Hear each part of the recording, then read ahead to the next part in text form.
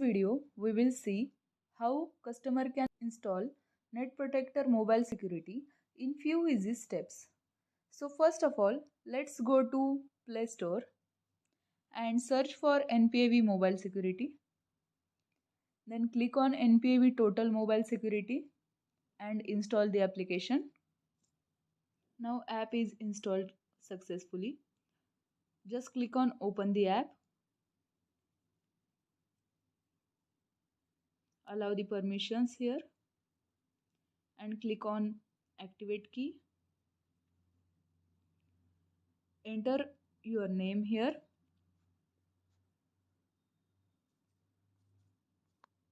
Email ID. If you have a dealer code, you can enter that. If dealer code is unavailable, just keep that field as it is. Enter the mobile number.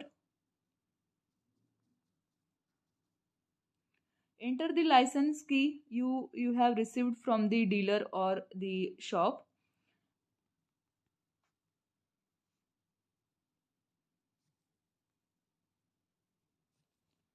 Now the application is activated successfully. This is the interface of the mobile security application, and these are all the features available in this application. Thank you.